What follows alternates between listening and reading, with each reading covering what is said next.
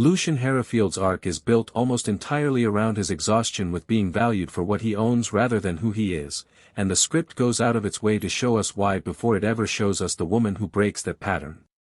We're told plainly that he distrusts the parade of eligible young women his aunt keeps introducing him to, not because he's arrogant or cold, but because experience has taught him that admiration for his mansion, his horses, and his name rarely comes paired with any real curiosity about the man living inside all of it. The detail about the woman who spent an entire supper describing renovations to his ballroom without once asking what he did with his own evenings isn't thrown away, it's the wound the rest of the story is measured against. So when his buggy gets stuck in the mud and Charlotte Halloway strides out barking practical instructions without the faintest idea who he is, that ignorance is the whole appeal. She refuses his money flatly, on the simple principle that nobody should charge a person for keeping them out of the rain, and that refusal lands as something closer to relief than insult. The supper scene at the Halloway table crystallizes this theme even further: no servants, no silver, no performance, just bread, beans, and Charlotte teasing her brother and asking Lucian bluntly if he always dresses so finely to push carriages out of ditches. He later tells her outright that it was the first honest meal he'd had in years he cared to count. The barn roof scene extends the same idea into physical comedy and vulnerability: a man worth a fortune fumbling a hammer, earning real blisters, being laughed at rather than flattered, and clearly preferring it that way. Even his confession on the porch about his parents' loveless, transactional marriage exists to underline the stakes. He watched his mother grow quieter every year in a house full of things she never chose, and decided he would rather be alone than be chosen for his assets.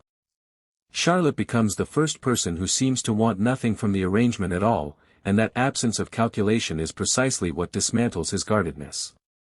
The ballroom sequence pushes this theme into public view, forcing Lucian to choose between the approval of Briar Glen's polite society and a woman who has already proven she isn't performing for him. Notably, the story doesn't let this stay purely romantic wish fulfillment, it complicates it in the back half, when Lucian's fear of exposing Charlotte to that same transactional cruelty causes him to retreat and go quiet, ironically repeating the very pattern he claims to hate, making a decision about someone's life without actually consulting them. That contradiction is the point. His whole character is defined by wanting to be seen and chosen as a person rather than a name attached to money, yet under pressure he slips into deciding what's best for Charlotte without asking her, which is exactly the kind of erasure he spent the whole story resenting when it was done to him. The theme of authenticity, in other words, isn't resolved by the midpoint, it's tested by it, and the back half of the script exists to see whether Lucian can actually live by the value he claims to hold, rather than just admire it in someone else. Charlotte's independence isn't treated as a personality quirk in this script, it's the load-bearing value the entire romance is built on, and the writing is careful to demonstrate it through action rather than simply telling us she's strong-willed. The very first scene establishes this pattern: she doesn't wait to be asked for help, she diagnoses the stuck will herself, barks corrective instructions at a stranger, fetches rope, and enlists her brother, solving the problem completely before Lucian's identity or wealth ever enters the picture. When he tries to pay her for it, she refuses immediately and without hesitation, framing basic decency as something that shouldn't be transactional at all. This same instinct reappears, sharpened, in the marketplace scene with the cloth merchant, where a grown man tries to talk her down on price assuming she won't know her own numbers, and rather than escalating or accepting the loss, she calmly restates her price, explains her costs, and simply waits him out until he pays in full. What matters most here isn't the negotiation itself but what happens right after. Lucian visibly wants to intervene on her behalf, physically restrains himself from doing so, and Charlotte confirms afterward that his silence, not his rescue, was the correct choice. She's been setting her own prices since 14 and doesn't need a wealthy man's voice lending her credibility. That exchange functions as the script's thesis statement on how Lucian is allowed to love her, by getting out of her way, not by stepping in front of her. This principle becomes the true test of the story once the frost destroys the cornfield and the hidden debt against the farm comes to light. Lucian's first instinct is to simply pay it off, and Charlotte's refusal is immediate and absolute. She won't let the town believe she pursued him for his money, and she won't start the relationship already indebted to him. It would have been easy for the script to treat this as false pride to be gently overcome, but instead it validates her position completely. Lucian backs off, and the narrative rewards her position rather than his impulse. What he does instead is instructive. He doesn't write a check, doesn't quietly settle the debt behind her back, and doesn't use his influence to strong-arm anyone into helping her. He simply mentions, once, that a rail crew nearby is looking for a reliable supplier, and lets Charlotte ride out, present her own samples, and negotiate her own contract on her own terms.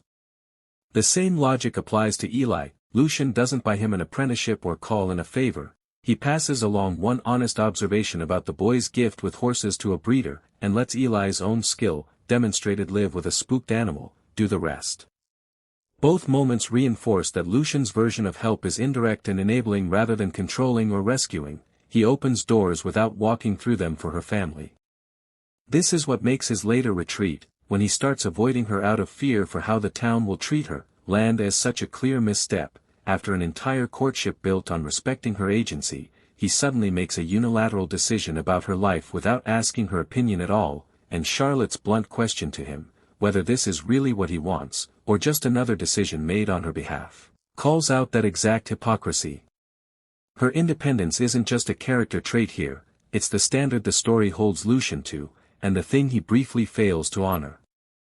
The class tension running underneath this script is what gives the romance real stakes beyond the will-they-won't-they mechanics, and it's introduced carefully through contrast rather than exposition. Briar Glen's high society is established early as a marketplace disguised as a social scene, bankers' daughters and railroad families angling for Lucian not out of affection but because marrying him means prestige and security, a dynamic he's grown numb to and wary of. Once Charlotte enters that world, even briefly, the script makes the town's snobbery visceral and specific. At the summer party, she ends up working in the kitchen with her sleeves rolled while the wealthy guests dance in the next room, and when she finally does appear on Lucian's arm in the ballroom, the room's reaction is instant and cold, hopeful young women eyeing her work-marked hands with open disdain, conversation thinning to near silence, and Cordelia moving to intervene before Lucian can stop her.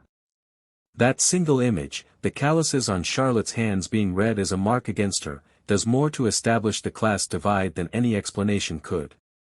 Winifred Wright complicates this dynamic in an interesting way.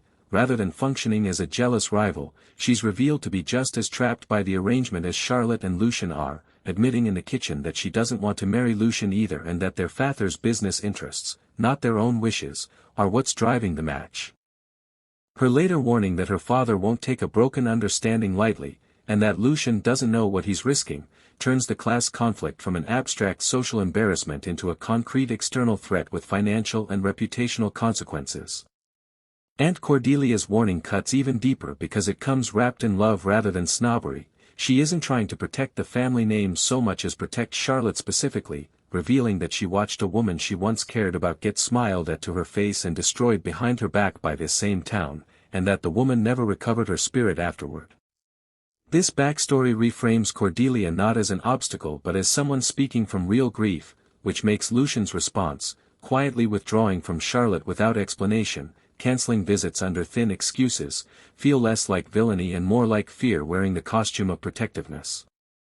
That distinction matters, because the script is careful not to let him off the hook for it. His silence causes real, specific pain, with Charlotte noticing the absence, telling herself it means nothing, and eventually writing out herself because she can't stand waiting on an explanation that isn't coming. When he finally tries to justify the retreat by claiming she deserves a quiet life away from his obligations, she counters that she's already survived hunger, winter, and debt, and isn't frightened of women in expensive dresses, she's frightened of being decided about rather than decided with. The frost and the debt crisis function as the practical version of this same class tension, showing concretely how precarious the Halloway situation is compared to Lucian's wealth, while his restrained, non-controlling way of helping, the rail contract, the horse breeder, demonstrates the version of crossing that class line that actually respects the people on the other side of it. The unresolved question hanging over the script's ending, whether Lucian can stop letting fear of the town's cruelty make decisions for Charlotte, is really the class conflict's final test. If you want to see whether Lucian finally chooses her out loud, or lets fear make the decision for him one more time, stay tuned for the next part, and drop a comment below telling us if you'd have forgiven him for pulling away. Don't forget to like and subscribe so you don't miss how their story ends.